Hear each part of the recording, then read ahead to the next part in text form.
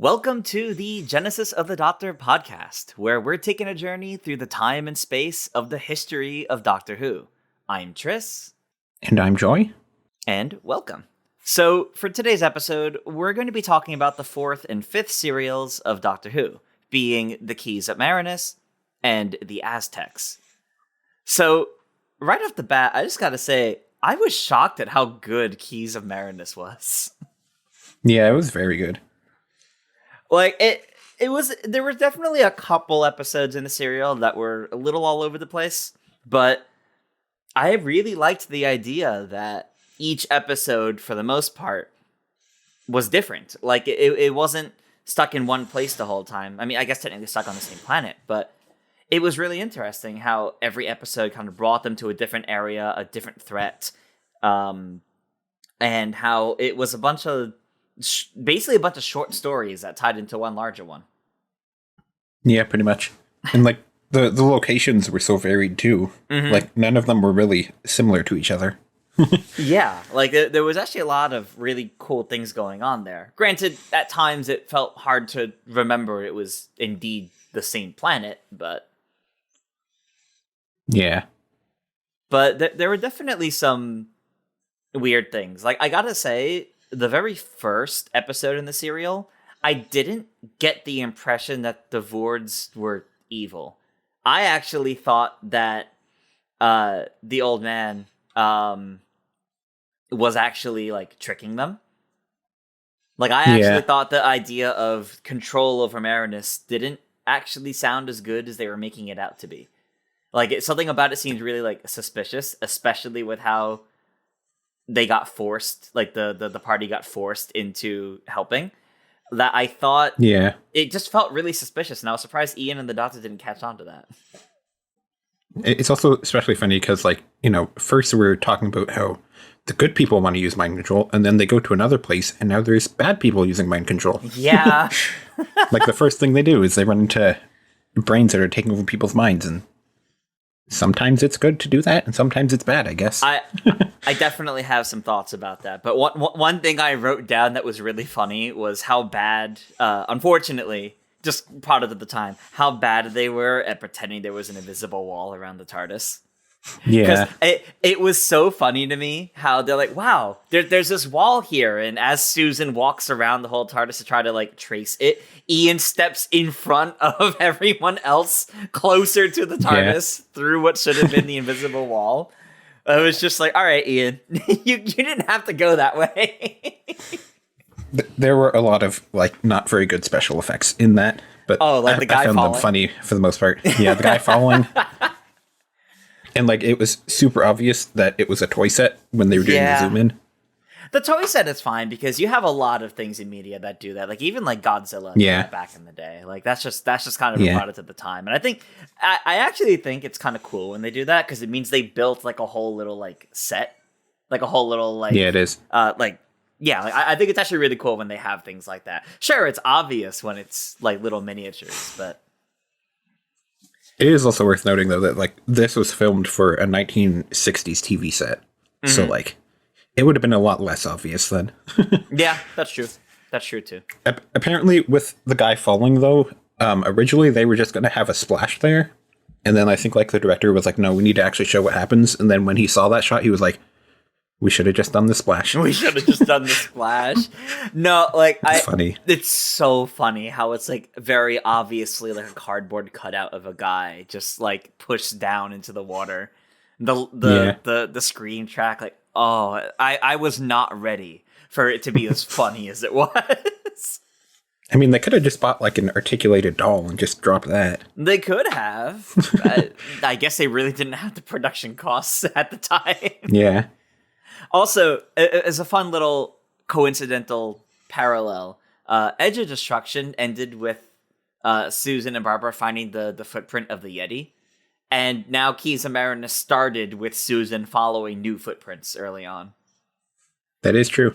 Like, I realize there's, you know, like Marco Polo in between, but even then, there was no episode with the Yeti. But it's kind of interesting how for us, they kind of had that little parallel. Apparently, the clothes that Ian was wearing in this were given to him in Marco Polo. I had a feeling. That's your connection there. I had a feeling. I gotta say, like, I did not like this outfit for him that he was in the whole time. Yeah. I like how this episode, I guess even from the first episode, we got our first look at, I suppose, the idea that goes on to become like vortex manipulators and things like that. These little like wrist strap teleporters. It's interesting that like how quickly they have like compact teleportation devices and stuff. Yeah, like they came up with that idea way earlier than I thought, to be honest. Yeah. But there was just something really funny about how they first got it, and Barbara's like, "Oh, like this," and just immediately uses it. Yeah, that was funny. But and then, like, even later on in the serial, they have like the second or the final episode when they teleport away. People are like, "What? They just disappeared." So, yeah, it's like these the devices precursor. exist, but people don't know about them. Yeah, that is definitely strange. How some people know about them, some people don't. I liked how that felt like the precursor for like how people watch the TARDIS teleport away in later eras of the show. I mean, they did that in the Daleks too, where the Thals are very confused when they watch it teleport. But it's the same kind of idea, and I do really like that. So yeah, given the way the Keys of Marinus is, let's actually talk about like each, if we have anything to say on like each episode, because so much happened in each one, and they're so like different. Yeah. Because I have a lot of thoughts on the second part where they were in the, as you mentioned, like the brains mind controlling evilly. Why was Barbara the one that was chosen here to be more overly suspicious? Because that felt very off to me when she was the one that had gotten there first and was seemingly the one that was first under, I guess, the Mesmerint. I thought this felt like they were setting up Ian to be the one that was suspicious of it all and is the one to act on it, but strangely enough, they decided actually Barbara's gonna look at it all and go, "Wait a minute, what's wrong here?" I guess because like they just decided like she was the one that randomly dropped the device in her sleep that made it not work. It is a bit weird though that like she was there first, so you would think she was already brainwashed when the others got there. Yeah, that's what I'm saying. Like she came across like she was already kind of brainwashed, which is why it felt odd to flip that. Yeah, I do like though that like how they did the shots of like when she wakes up, and that was cool. They show her perspective where she sees everything broken, and then everyone from the other people's perspective, you can see it like all good. No, that was a very good shot. Yeah, that was actually like a really good shot. I really liked how they did that. And I think it was done well how you don't really get this much in Doctor Who nowadays where like it's clearly meant to be from that character's perspective, like the camera view. Yeah. Like, you never really get that nowadays.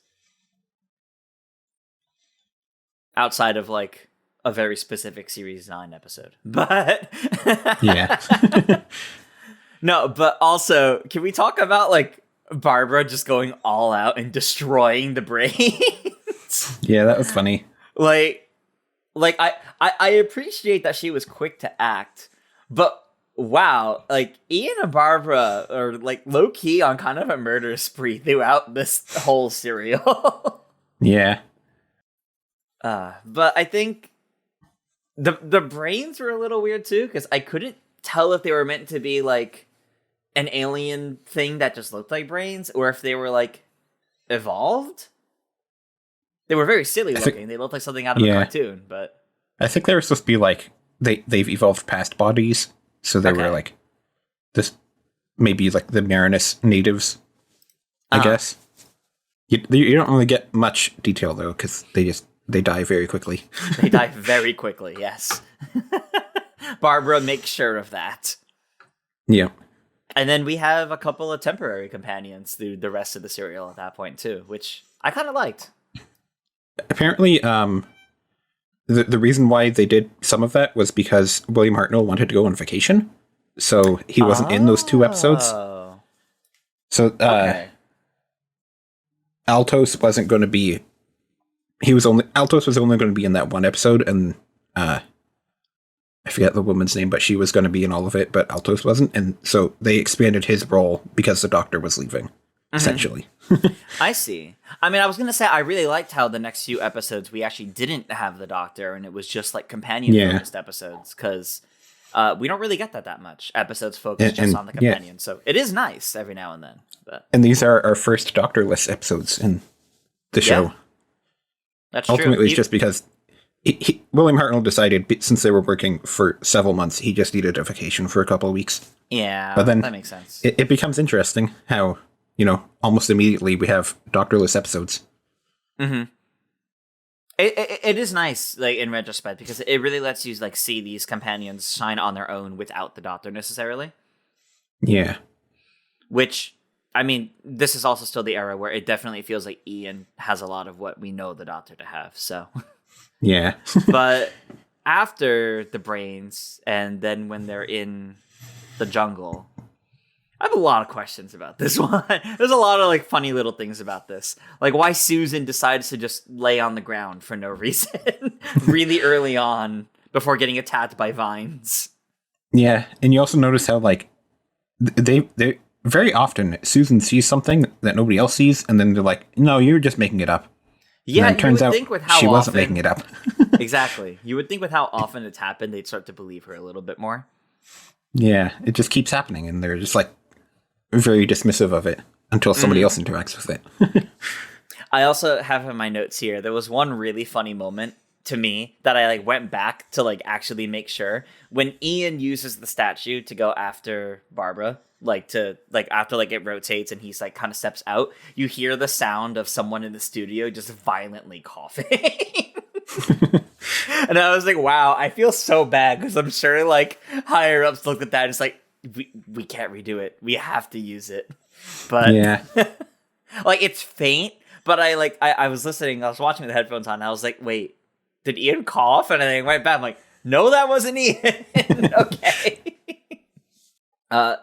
But as soon as he steps into that room, oh my gosh, the amount of traps in that place is kind of ridiculous, to be honest. Yeah. There's so like, many I of them. understand why, but it was too much. Yeah. It's also funny because, like, that one had so many traps, and then, like, the other ones didn't really have that many. No. I guess this is the only one that was guarded in the way it was. Yeah, technically the one on the mountain was guarded by the warriors or soldiers, yeah. whatever they were. Which was strange, but... Yeah. This episode, something about this one, though, too, in the jungle, it felt the fastest. And I'm not quite sure how to describe why. Yeah. Just, like, I guess, because where they ended up was, like, right where they needed to be, and all they really needed to do was get through the traps, and then they got it. I guess that's why. Yeah. But it's just kind of interesting how, in terms of what happens, this felt like the fastest part of the serial. It also had, like, no other characters in it. There was one character that they met. I guess technically that happens on the mountain, too. Well, the mountain one is funny, though. Yeah. It's rather strange. Like, this man... he was weird. Like, why did he casually brag about breaking a wolf's back? Like, to make her afraid? Well, what purpose did that serve? Because he wasn't trying to make her afraid of him. I guess he's just trying to make her impressed, maybe? I don't know. I think Vassar was just bad with people. Yeah. He was basically a hermit. It's also very funny how, like, the wolves are just earth wolves. Yeah, they are just normal wolves. I went and looked at TARDIS Wiki, and they're on TARDIS Wiki it says, wolves are a species native to Earth and Marinus. And it's just, okay. Sure. Why not? Maybe the wolves originally came from Marinus, and they ended up here, like the bees or something. Maybe. But there's a lot of questionable decisions here in this episode. Like, why on Earth, or I guess why on Marinus, did Ian decide it was a good idea to leave Vassar alone on the other side of the bridge? Yeah, I don't know. Like, right after threatening him. Yeah. Like, that was not thought through at all. And then later, them using that same bridge to kill one of the knights. Yeah. As they made their escape back. There really is, like, a murder spree throughout this serial. It's kind of funny, honestly. Yeah, they do kill a lot. It should also be noted that this serial was also written by Terry Nation, who also did the Daleks. So, Ah. I mean, they killed the Daleks too. Yeah, they did. He just likes writing that. I guess he likes he likes fighting scenes being written, Yeah. and unfortunate circumstances. Maybe it feels like it raises the stakes. Yeah. But it like after like this mountain, like in this like snowy region, like once that episode finished was when it really started to set in for me that I really do like what was going on here with the Keys of Marinus. Like the idea of going to all these different areas of the planet, finding what they need in each different area, and facing a completely different threat in each one. It's a very early version of like stories like nowadays, like Flux, where there's something connecting a bunch of what could otherwise be largely disconnected stories. Yeah. And I really like it's how well they did, like, the different locations, and like obviously there was like 1 or 2 sets per location, but it still really felt like they were very different places all in the same serial. Mm-hmm. The ice cave on that mountain, I will say it did just look like it was covered in too many layers of like plastic wrap rather than ice. It did. But like again, that's just product of the time. if you were watching it on 1960s television set, it would be a bit less obvious again. No, of course.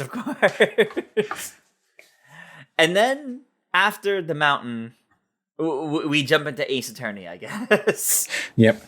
It just suddenly changes genres. I remember reading a little bit that criticisms here is that last part was the signs of this being a rushed script, apparently. Yeah. Like, it just jumping into, all right, murder trial time. It was a little... It was quite a pace breaker, to be honest. They do spend like an episode and a half on it, though. Yeah.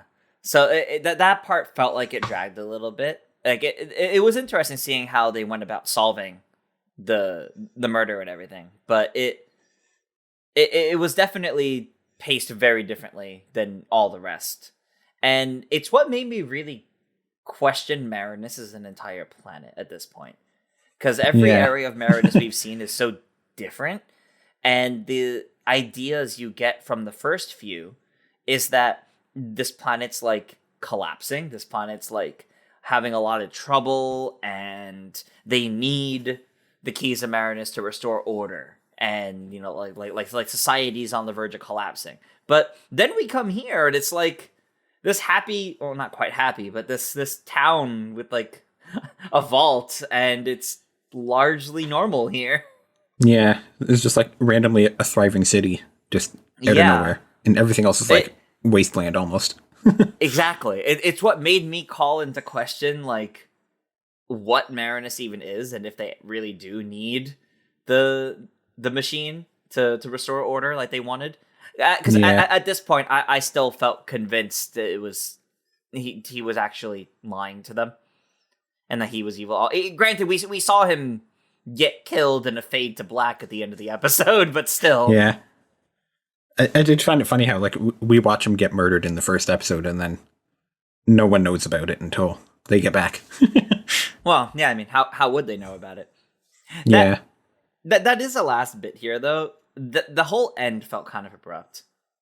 Yeah, it kind of did. It didn't get a whole episode. It didn't get a whole episode of stopping the Vords. It was like...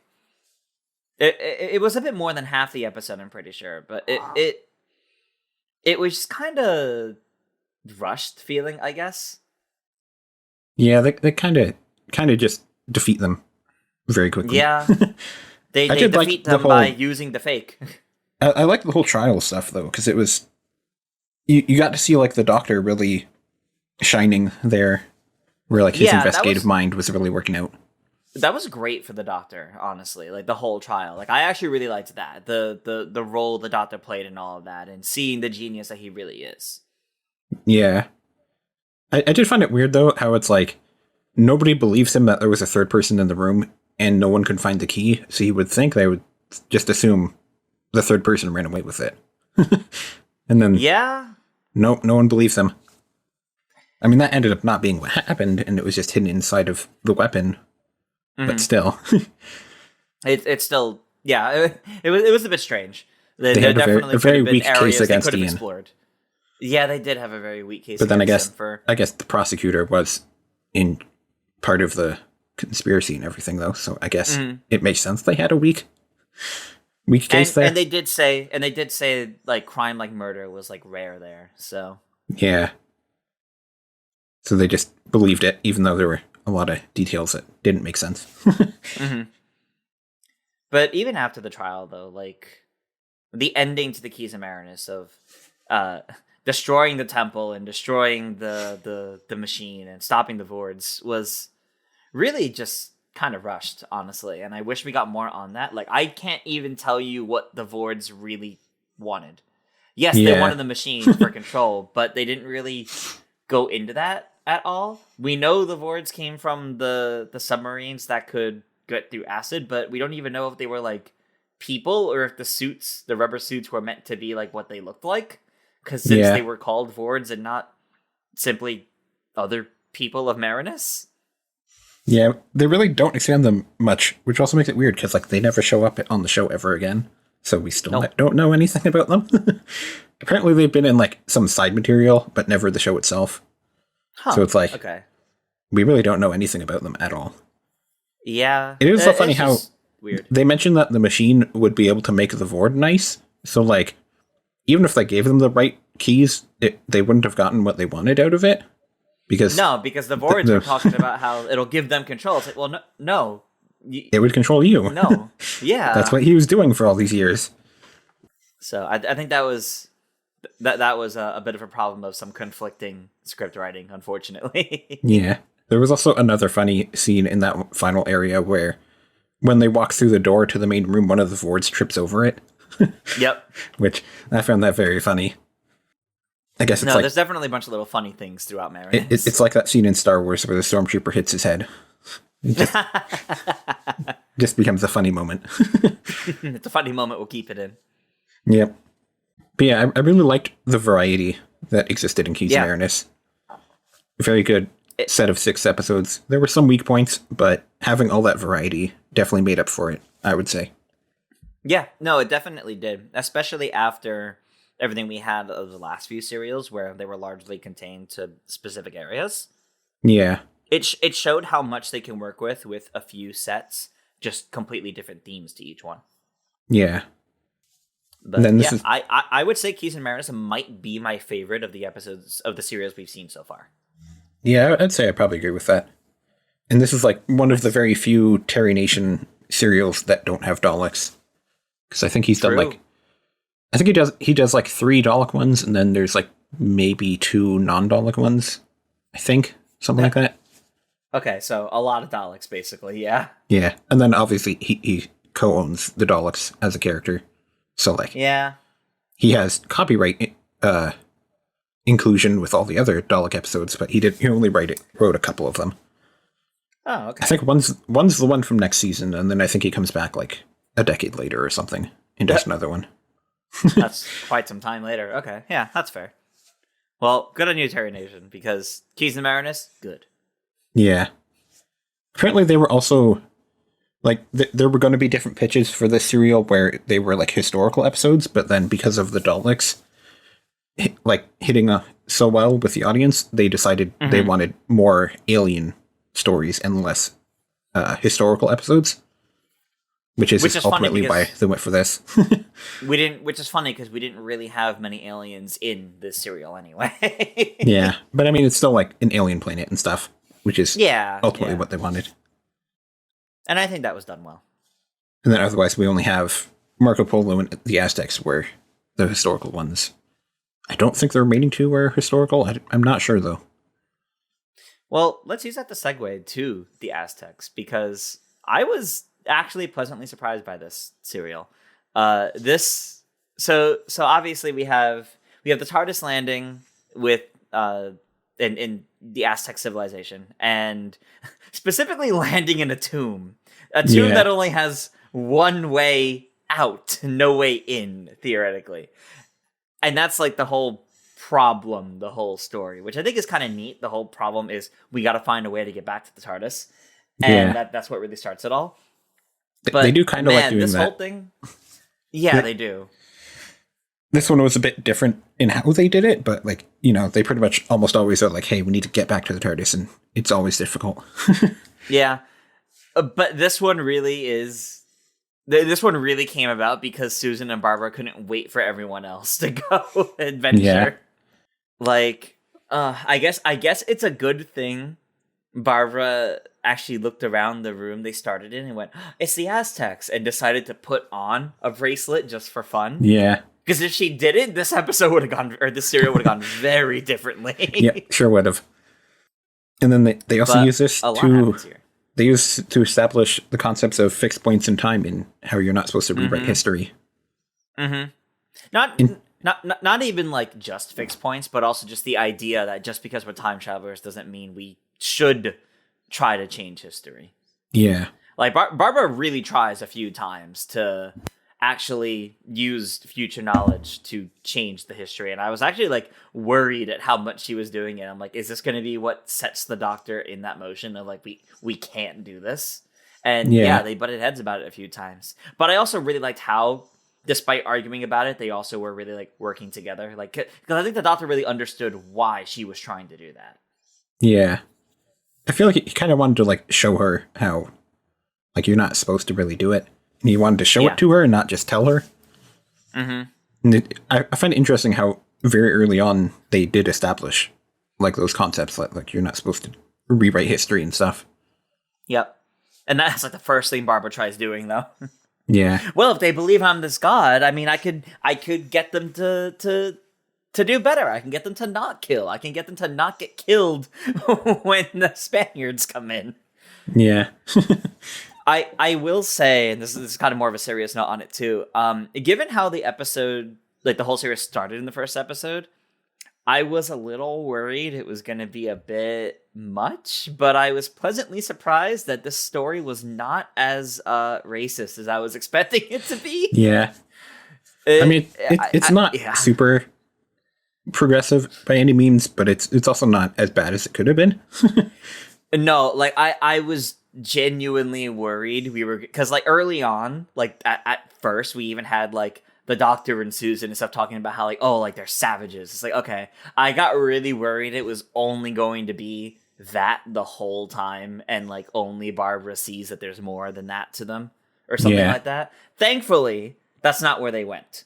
Yeah. That's not where they went. Could it have been better? I mean, sure, but for the 60s, I was actually pleasantly surprised at how they depicted this. Yeah. I think there was probably, I haven't researched this, obviously. I think there was probably a decent amount of like historical research put into this and like historical accuracy in it, which was nice. I know that they did a lot of research for the costumes, but then that's good. They did change them slightly because they wouldn't have been wearing a lot of clothes, and they don't want to do that in a 1960s television show. That's very true. they tried to recreate accurate costumes, but then they just put more fabric on there where it was needed. Mm-hmm. Yeah. Yeah, that makes there is also the sense. point that all of the actors are white people, and they kind of darken up their skin, which is obviously not good. that obviously is not good. Yeah, they kind of do that a few times in Doctor Who, but we're watching a 1960s television show, so like we have to go into it expecting some uncomfortable moments like that. Yeah, not everything has aged well. Yeah, that is the unfortunate aspect of being a product of the time and not quite understanding how to be better about that. Which is why it's better now. But it's good to acknowledge, when there were lower points and problems. Yep. And I will say, despite that happening here, again, I genuinely expected this to be a really uncomfortable serial that was kind of racist, but it was not as bad as I was expecting it to be. Because I think it actually told a pretty decent story. And I think the Doctor gets a lot of good moments in this serial as well. Oh, he gets some great moments. I mean, first off, he actually cares about Ian for once. Like, actually cares about Ian. There was, like, no concern from him during the murder trial in the previous serial. But this one, there was, like, genuine concern going on for both Ian and Barbara. And, like, when he thinks that Ian has died, he's even, like, visibly distraught and stuff. Yep. And then, of course, we see the very first time that the Doctor has made someone fall in love with him. Yep. A trend that does not end. That was such a funny scene where it's just like, I'm going to make you hot cocoa. And she's like, oh my God, you are? Wow, we're going so fast. It's so funny because that's what she wanted him to do. She even said she wanted him to do that. Yeah. And he's like, oh, you know our customs? Like, yes, of course I know your customs. It's like, wow. Okay. And it was only when she said the word like proposal that he realized what it was. But then he, despite like zooming in on him, he actually wasn't even that upset about it. Yeah. Like, he was just surprised. It's very funny how they did that. That was such a funny moment. And I love how he gets to like investigate so much in this serial. He does. Where you get to see that he's like the scholarly type and stuff. Mm-hmm. Which we've got some of that in, Keys of Marinus, but then we're really showing that even more here. It really shines here in the historical episode because you see how much he's willing to investigate while also like trying to honor, this historical culture whose customs he knows or thinks he knows. Trying not to get everyone killed, obviously, but also trying not to disrespect them. Yeah. And try to fit in as best he can in a way that doesn't draw too much attention.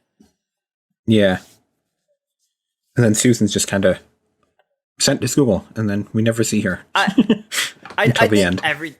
This was definitely a case of they didn't know what to do with Susan, because the whole point of the arranged marriage was definitely just to, her rejecting the arranged marriage, definitely was just to make sure she had some scenes and add some level of stakes for everyone else, because otherwise everything was working out for the most part. And Susan didn't really have a role to play in all of it otherwise. So it was them making sure they gave her something, but I don't like what they gave her.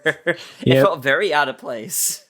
They found good spots for Ian, Barbara, and the doctor, but then Susan's just kind of like, we gotta do something with her, but we're not really sure what to do. I think it would have been far more interesting if Susan was sent to study with other children from, supposed children from the culture, and that's what lets her. Susan could be the one to learn to see they're more than just warriors, they're more than just savages, as was called by them. I think that would have been interesting because it would have let Susan see more where Barbara was coming from and all of it, and understand a lot more. And I think that would have been a good teaching moment. Mm-hmm. Especially since she's essentially been the doctor's conscious in previous episodes, so exactly it would have been helpful. And if the doctor was the one saying exactly, if the doctor first stepped into this area, being like, "Oh no, these savages," then I definitely would have appreciated the one who represents his conscience being the one to learn better about them. But instead, I think it's really Barbara who shines the most in this. Yeah, she does. I think her role as a historian, as a teacher, comes through best here. This works so well because of who she is as a person, and this is by far her best performance yet. Her best moments as a character, because not once this serial does she scream for Ian and panic. Not once. Yeah. she stays telling. She stays in character as I forget. Whatever the name was. I forget what the name. There's unfortunately there were a lot of names said, and I don't remember a lot of them. Unfortunately, Yataxa. Yeah, I think that's what it was. Yeah, she stays in character well. I also find it funny how Ian apparently just knows how to knock somebody out with just his thumb, and that was so funny. He just gripped the pressure point. Yeah, he just knows that for some reason. Based on the other fight scenes he had, I was able to surmise he probably had karate lessons or martial art, some level of self-defense training. Yeah. I don't think he would have learned that there, mind you, but it was really funny that he pissed off these guys just by doing that. He showed off a little too hard and made them angry at him the entire rest of the serial. Yeah. And then Ixta has to fight him in combat again and has to prove himself and all that. It's so funny how back and forth he is too on like, oh no, I'm your friend. Only when we challenge each other will I hate you. Yeah. Like I will kill you, just not yet. For now we're friends. But then every scene we see otherwise, he's scheming or attempting to kill Ian. Pretty much. I also And then Ian ends up. I kind of liked how he even like fooled the doctor into helping him. Yeah, that was actually really clever to be honest. And then you even find out later on that like he really fooled the doctor because he like said, I have plans for the temple. And then he says like, oh, those plans don't actually exist. He just knows it. This is the thing. Like, the plans didn't exist. Instead, he just knew it. And then it was also funny because he knew where the tunnel went. Yeah, I also find it funny how like when Ian is in the tunnel, it says like, oh no, there's so much water in there. Whoever's in there is going to get killed. And then it's like ankle high water is all that's in there.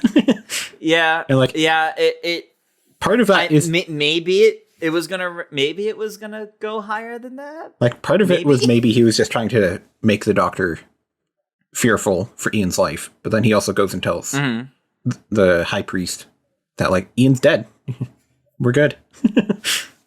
I guess he assumed once that was pushed, there was no way back out, and the water would eventually flow high enough. But yeah, I don't know. I think the amount of scheming in this serial was really silly, to be honest. It was. Like almost every scene there's another scheme either being attempted or being come up with.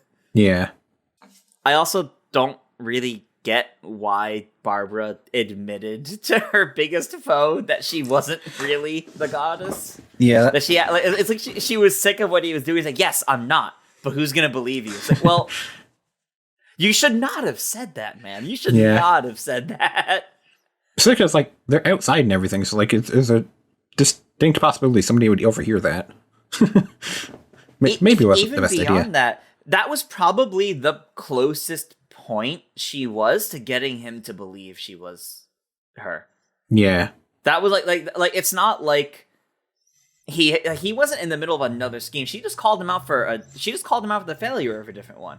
Yeah. She could have used that to convince him, but instead she used it to admit to him. That didn't feel very smart, because then all it did was add validation to his claims, because then it was I had to prove I'm not crazy, because now I know the truth, as opposed to, I bet she isn't. There's something off here. Yeah. Technically, he was right all along, but it also just so funny how, like, the whole serial, they're just trying to get back into the tomb, and then all these other shenanigans end up happening. Yeah, all a on that plane. lot of shenanigans. Yeah. Yep. I really do like, though, how despite all these shenanigans, what the relationship the doctor forms with Kameka, I believe her name is. Yeah, I think so. Feels kind of genuine, actually. Like, he actually seems a little like disappointed to let her go in the end. Yeah. Or at least he feels bad that she's going to miss him. Like, he had like genuine heartfelt discussions with her, and like, talked about feeling bad for, the role that she played, and it was genuinely kind of surprising. This felt way better than Barbara and one of the Thals in Daleks, for example, where it kind of felt out of nowhere. This was built up throughout the serial, and obviously they didn't actually get married, but she was technically his fiance, and he didn't fight that at all. He did seem to care for her, but then he's also just like, he just wants to get back to the TARDIS ultimately. Yeah. But he did say goodbye to her, though. Yeah. Which is, in every other story, he just wanted to leave, whatever. He didn't want to say goodbye to anybody. Pretty much. That's getting more involved than he wants to be. This was, like, this was kind of surprising, honestly. It's why I said earlier, this is, like, the start of people falling for the Doctor that we see a lot throughout the entirety of the show. And I'm surprised they did it first this early. I'm not sure how much it happens in Classic Who, but it definitely happens a lot in Modern Who. Definitely a lot in Modern, based on how TV has changed over the decades. But I just think it's nice to see that they kind of use that as a nice way to kind of soften who the Doctor was here. And while we didn't see the teaching moment through Susan like we wanted, I think this actually was a teaching moment for the Doctor, because, like we said, he had a pretty bad opinion of the Aztecs when he first got here. Yeah, he did. And then spending most of his time with Kameka, I think, taught him more about these people than he realized, despite knowing their customs, like he said. You kind of get more of a human side to the Doctor that we haven't really seen a lot of so far. Which was very needed. I also did like how, over the course of both of these serials, you can kind of tell that, like, Edge of Destruction ended with them, with the companions and the Doctor kind of getting along a bit better, and it did kind of stay that way over the course of these serials. Yeah, especially through these two, they definitely felt like there's a bit more respect between nowadays. There's a bit more respect between the Doctor and Ian and Barbara now. So you kind of feel that, because even before to the Daleks, they were like fighting a bit. Yeah, where they're really like willing to work together here. You can tell how much the Doctor respects Ian and Barbara for who they both are. You can tell how much they respect the Doctor. Especially since he he leaves Susan with Ian and Barbara for 2 episodes in Keys of Marinus. And early on, you probably wouldn't really think he would do that in the earlier episodes. No, he would not. He would just demand that she come with him. It's good character development. Yeah. Yeah, true, he would have. It's good character development. I think, I really hope, and I don't know if we will, but throughout the last several serials, we had a lot of focus on Ian. We've gotten some great development for the Doctor. And we had, through the Aztecs, really, really good characterization and focus on Barbara. Yeah. I really hope before she leaves, we get something to that degree for Susan. Yeah. She's not had it yet. She's had some stuff to do here and there, but she really hasn't had too much. She could use more. Yeah, but like it's really like a scene or two for her, as opposed to anything else that's more so built up. Yeah. Unfortunately. It's also knowing how long Doctor Who will go on for. It is not great that like the Doctor's one family member that we spend time with doesn't really get to do much. Yeah, that's the one thing I've been disappointed by so far, to be honest. Like I'm sure multimedia, like other things than just the show, develop Susan's character, but I don't really get who Susan is. Like, yeah, she's another Time Lord. She's the Doctor's granddaughter, and she's very inquisitive. Yeah. That's really all we get from her.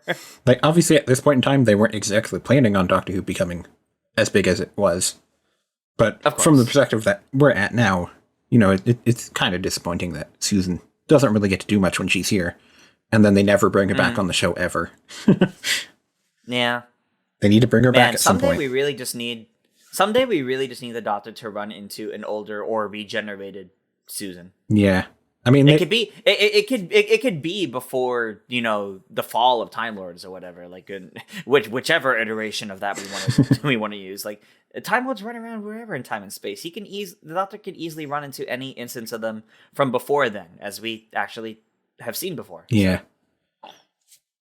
I mean, she's shown up in Big Finish and stuff, but never the show itself. Yeah.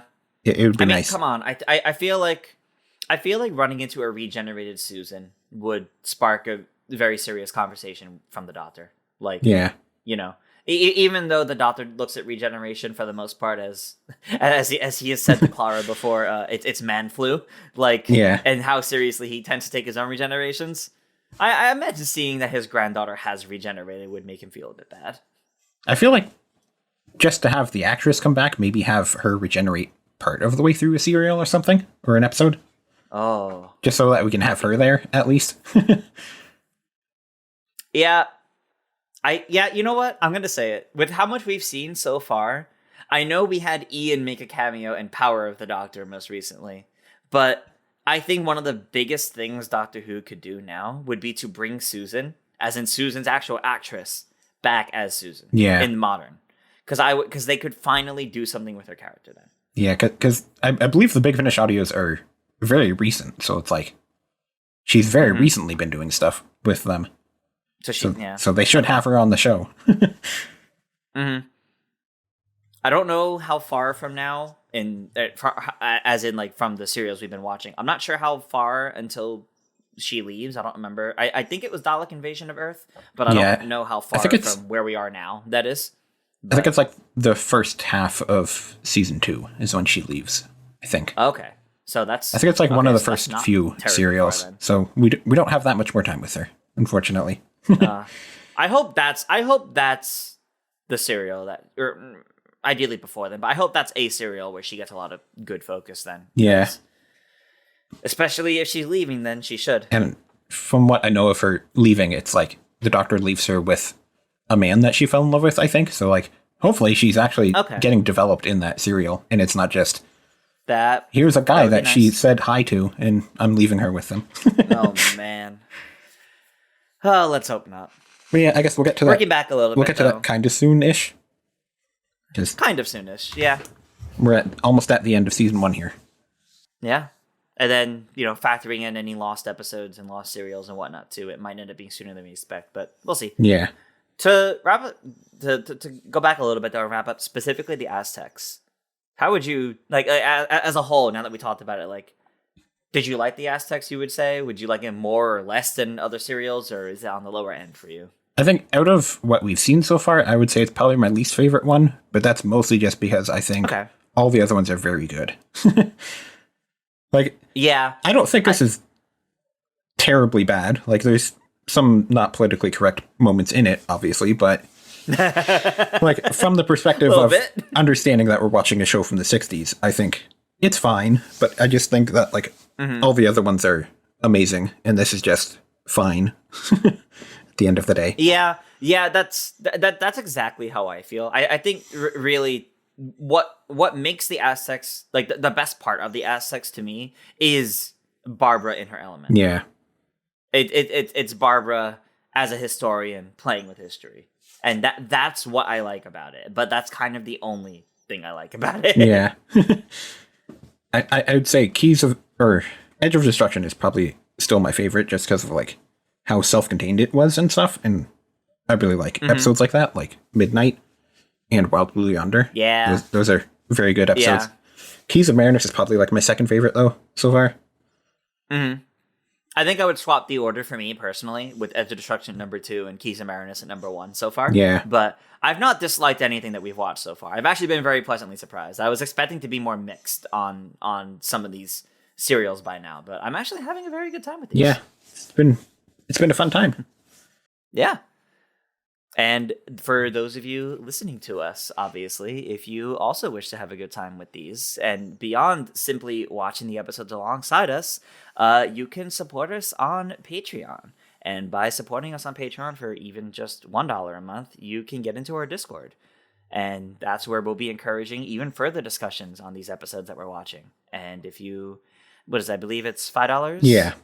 $5 a month? Yeah, for $5 a month, you'll be able to watch us live as we record. And while we talk about these episodes and characters, we'll see your messages in a little side chat, and we'll be able to go, hey, this person thinks, actually, the Aztecs sucked. And we'll talk about why. Yep. We should note, though, that due to scheduling conflicts, the next episode will be getting recorded as you're probably watching this. So, you probably won't be able to watch the next episode live, but normally it'll be a week after. Yeah. So let's talk a little bit about how to prep for episode 4 then. So episode 4 is going to focus on I think it's pronounced the Censorites? Yeah, I think so. Which is a 6 episode serial. That's the very next one. And while these are normally every other week, due to scheduling changes, namely I'm going to PAX East later in this month, we're, instead of recording this on around March 22nd or so, we're actually going to be trying to record this one on Saturday, March 16th. So we will be watching the Censorites potentially right when you guys are listening to this episode publicly. Yep. We're not going to change our posting schedule though for publicly. So this episode's coming out on the 16th. The next one will be on the 30th. It's just that we're having to record it early. Just because. Yeah. So those of you that support us on Patreon and get early access, you're going to have some very, very early access for episode 4. Yeah. And all right. I suppose we should technically say that there is news about Doctor Who, but it's not good news. Yeah. Let's touch upon that real quick. I mean, I don't know if there's really much to say other than just they're using AI in marketing materials now, and that's bad. We don't like that here. Yeah, that's not very good. I mean, it's specifically from someone higher up in the BBC. Yeah. Like, we should know this is not Russell T Davies coming forward and saying, yes, Doctor Who's going to use generative AI. We're very excited about it. No. This very much sounds like the BBC saying, hey, AI is part of a big conversation. We could probably use that in marketing materials. So marketing materials being like posters. Yeah. Or I think it's like newsletters advertisements. mostly is what they're saying. Newsletter, yeah, like it is not going to be in the show itself, which is a very important distinction to make. At least currently, it's not going to be in the show itself. Hopefully, it never does, not. but we'll have to wait and see about that. I do find it funny though how like the executives like Doctor Who is the perfect show for us to do this with, and like Doctor Who is like incredibly anti-AI, I would say, because like the robots in the show are always evil. Way to miss the message. Oh, way to miss the message of their all show. the robots and machines are always evil things. Like, you know, the Cybermen are when you take human work and you strip away their soul, like generative AI does. You know, wild. Yeah, I mean, hopefully there's enough of an outcry that they decide, okay, actually, we won't do this. Yeah, I was trying to look up, but like the article they posted to do it, and I think they might have deleted the article. So, already. Either that or like the links were just broken to find it. But yeah, it seems like they have probably noticed the backlash. Unfortunately, it wouldn't surprise me if the links are broken, because the Doctor Who official Twitter account has a tendency to post articles that aren't live for like another half hour. Yeah. So many times they're like, hey, check out this thing. And it's like, oh, cool. Let me click this link. Oh, it's a broken link. And it's not until like hours later that it's up. Yeah. So it wouldn't surprise me if it's actually just a broken link right now. Yeah, it might have been. All right. Well, I think that's going to wrap up our third episode here. As a reminder, make sure to watch the censor rights before our next episode. You can find that serial on the BBC iPlayer or for free on Tubi TV. I'm pretty sure it's also on BritBox. Yeah, it should be. So, you know, depending on what region you are and how you're able to watch it, hopefully you're able to. Yep. And, of course, as a reminder, if you support us on Patreon for just $1 a month, you'll gain access to our Discord, as well as early access to these episodes, both on YouTube and Spotify. Anyway, I've been Tris. You can find me on social media at ToonTris. And I've been Joy. You can find me at Joy Content. And we'll see you guys next time. Bye.